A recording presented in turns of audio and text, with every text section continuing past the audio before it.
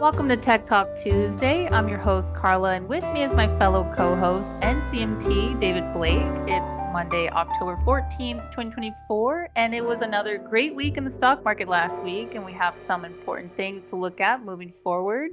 We do it mostly from a technical perspective. David, I hope you had a great weekend. How are you doing today? I'm doing well. I had a good weekend. Great to hear. So let's get started by taking a look at last week's market activity. All right, Carla. Well, like you mentioned, we did have a good week last week. We've now had a weekly win streak of 5 in a row. So that's pretty good. Well, we've got tame inflation going. We've got signs of a softening jobs market, which is kind of what the Fed wanted, but it's not really falling off a cliff. And that's what they also wanted to see as they slow things down a little bit here. October volatility still seems to be a force. But in general, the market has been able to nudge higher here. It's kind of crawling its way a little bit more each day. The volatility is coming in on bad days, such as like last Monday, the Dow was down 400 points. Then it turned around on Tuesday, strength in semiconductors. And we had the Fed meeting minutes came out midweek, and investors liked that. And we were able to rally pretty much into the end of the weekend with the S&P 500 and the Dow making new highs. So that was good. Okay, we also get a little bit, we've also often talked about the rotation out of big tech into more of the cyclical sectors and industry groups. And although that still is somewhat happening, you're not seeing a lot of people selling their big tech, which is kind of interesting. I think they know that in the longer run, we may have a little bit of a glitch here where we do go sideways and the gains underperform the big market, but they certainly don't want to sell stocks like Nvidia and Microsoft and Apple and that kind of stuff. But they are, like I said, when you look at the advanced decline lines, you're seeing those kind of tick sideways up. They are kind of rotating. Okay, and which sectors of the market were the laggards and which ones were the leaders? The new sectors last week were that led the way were technology, industrial, financial, and healthcare. They were the strongest groups. Well, you're getting a little bit more interest rate and defensive sectors kind of lagging a little bit. And that was utilities, communication services, and energy, and also consumer discretionary. Now, there's a little bit of a twist on that. The consumer discretionary, which is a growth sector, really got hit on Friday due to Thursday and Friday, I guess, due to Tesla's big drop. I think Tesla was down something like 6 or 7% on their announcement of their robo taxi. So that was a problem. And that's why that sector actually underperformed. Communication services, which is also considered a growth sector, also lagged last week. And that was mainly because of problems with Google antitrust, which with the Department of Justice. They're kind of rolling around there, and people are just kind of waiting to buy that stock, or they're maybe taking some profits in it to go to the sidelines till all that's worked out. So we will see how that works out, but that's why those growth sectors were part of the problem or underperformed last week. So right now, as we go into this next week or this week, we're going to start out with the first full week of earnings. Did kick it off last week with JP Morgan Chase and Wells Fargo, BlackRock. They beat estimates, and guidance was solid. We also had one industrial company, Fastenal, came out and beat their earnings, and they also raised their guidance. Now, for this third quarter, we're looking currently at about a 4% year-over-year earnings growth for the S&P 500, which is solid. But the reason I don't think you're going to see people selling the news if they come in strong is because for the fourth quarter, right now we're looking at, I think, 14.6% earnings growth year over year, which is huge. And I think that's going to be actually 14.2% year over year. And that's strong growth. And I think you're going to see any dip be bought here over during earnings season, even leading up into the election. So what we're going to focus on going forward here over the next month or two is the rate cuts. We want to see how, with the surprise jobs report from about a week and a half ago, that kind of took away the fact that people might be looking for another 0.5% rate cut. Now they're looking at maybe a quarter. I think it's about 80% looking for a quarter rate cut in November, 20% now looking at no rate cut. So we'll see how that works out. I think as we get more data, that'll flop back and forth. We're also continue to focus on jobs data. A bigger drop off last Thursday in the initial jobless claims than what we were looking for. That again is showing some weakness.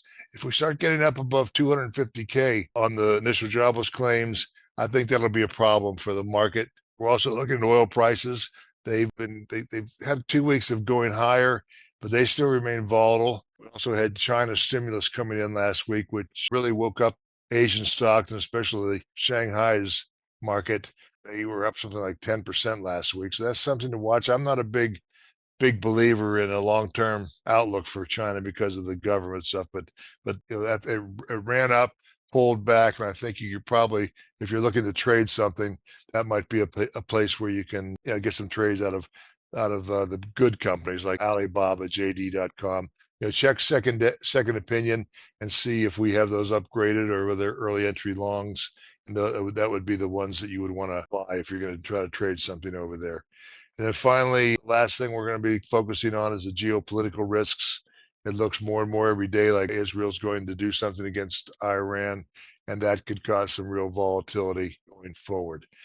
Okay, and how is the technical condition of the market doing? As far as the technical condition goes in the market, it did improve last week.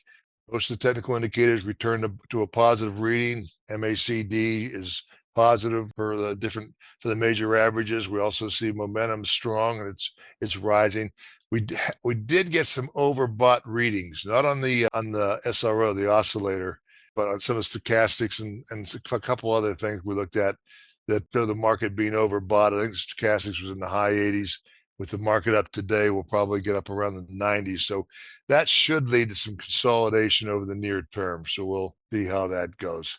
Okay, like I mentioned earlier, there has been more rotation in the market's makeup with rate-sensitive sectors backing off. They were making new highs in September, and they've kind of backed off a little bit right now as investors are going more back towards into growth with the strong earnings outlook going for the rest of the year. So that's something to consider. We also had the Philadelphia Semiconductor Index come out of their bear market.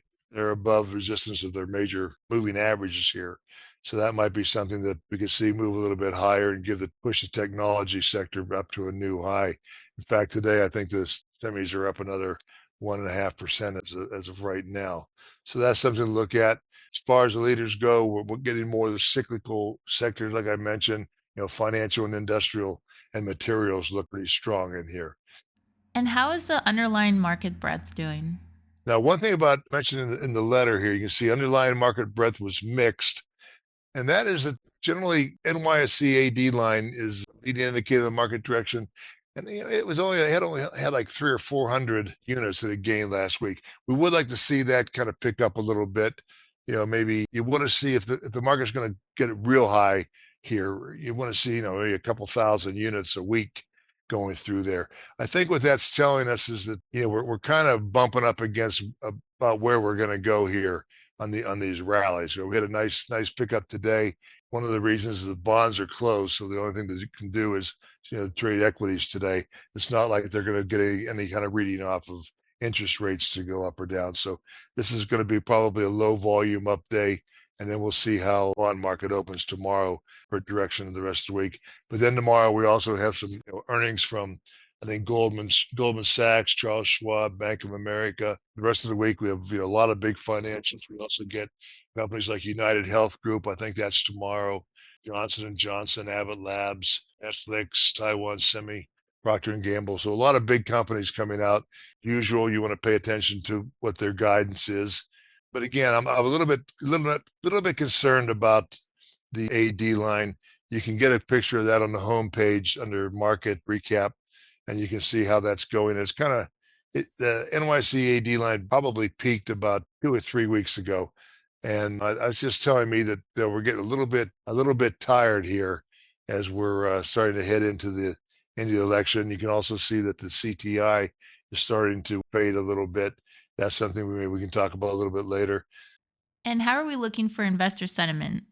Investor sentiment remains overly bullish, but that's what you're going to see in a bullish market. We're not nearing extreme levels like we were back in July when the market peaked out. It doesn't look like we're at the top here, but I do think that I would say probably over the next 2-3 weeks, we're probably going to see the market trade sideways to maybe down a little bit. The uncertainty of the election, the market hates anything that's uncertain. And if obviously right this night, we're kind of looking at a even 50-50 match of who's going to win this thing. That will cause some people to wait just to see who wins. What's most important, rather than who wins the election, is that we have a split Congress. If we get all Republican or all Democrat, I would think that is probably going to cause the market to get hit pretty hard, because then you're talking the Democrats with all their spending, and then the Republican side with some of Trump's things that he would be able to get through too easily. So when you're thinking about what you're going to do with your portfolio, again, you just want to hope that we have a mixed Congress, and it looks like that's pretty much what we're going to have. So this stage, I think we're pretty much up against the upper limit as far as how much higher this market's going to go. Targets that I have, we're right at the top of those, maybe even a little bit above, I think, where I thought we would go. So this stage, I wouldn't be a big buyer, wouldn't be chasing anything. Maybe this might be a good time to have some protection where you maybe sell some covered calls, things like that. Where I don't really think you want to just go out and sell a bunch of stuff and wait for cash and hope that the market goes down, because I don't think you're going to get it, especially with that 14+% year-over-year earnings growth for the fourth quarter. So, like I say, I think things look okay here. We'll probably just watch this market churn sideways for a little bit, and I think you should be happy with that after 5 weeks of gains. And that's all I have for right now. Okay. Well, there might actually be a good time to talk about the MarketEdge CTI. So it's available on our homepage here. So I see that it's still in positive territory at a 7 out of 15, but it is down 3 notches from the previous week and is projected to turn into a negative configuration in November. We still have some time before that happens, but David, can you walk our listeners through what the CTI is and how it affects the MarketEdge market posture? Kind of yes and no. I'm not going to go into big detail on what on the different cycles, but there are certain cycles that Amherst identified here 50 years, 60 years ago, that run through the market as they do in most things in life. And when you see this, we have the CTI numbered with the different cycles. What we basically follow is the A, B, C, and D, and E is what we label them. The A is a short term, so it's like a 6-week cycle. Then the B is an 18-week cycle. The C is a 36 to 40 or 9-month cycle. D is 72 weeks or 18 months. And then E is a 54-month cycle, 216 weeks, something like that. And as you see the CTI now coming back down, and we kind of have it set that we were settled with the D cycle, which is one of the long-term ones, last October. So that means a year ago, actually, I'm sorry, 2 years ago, back in 22, we hit it where it bottomed out. And so we're looking at, we're actually celebrating today, I think, 2-year anniversary of that bull market. And right around there, you have you are going to have some cycles like C and B and A, which will start to run to the end of theirs before they reset to a bullish configuration. And we're kind of coming into that zone right now. And this isn't an exact science. It's more, it's kind of an art to how you look at these cycles. And they're not always 6 weeks. They're not always 18 weeks. And you have to, I have to go in there and look at where I think it's bottomed. You hope you're going to have some maybe negative divergences that are also broadcasting, to me at least, that we're probably at the end of the cycle. And then when we start to get some positive divergence, then you've got to be able to weigh in that, okay, it wasn't supposed to bottom for 2 more weeks, but it looks like this is a healthy bottom right here. And I think we can go higher from there. So this cycle may have only been 15 weeks or 16 weeks, or on the other side could be 20 weeks. I think this is going to be a shorter cycle in general. And historically, it would come in at the end of November. But I think what we're going to see with this, because of the election and some other things going on, that I would suggest that probably, as we go sideways to down into the election, coming out of the election, I think we'll probably see a bottom for several cycles and at that range.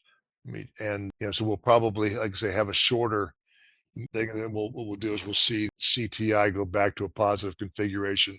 And I think and generally we have seasonally, we usually get a strong market at the end of the year. I imagine once we bottom here around the election time, that we'll probably start to see the market again start to higher and get that year-end rally.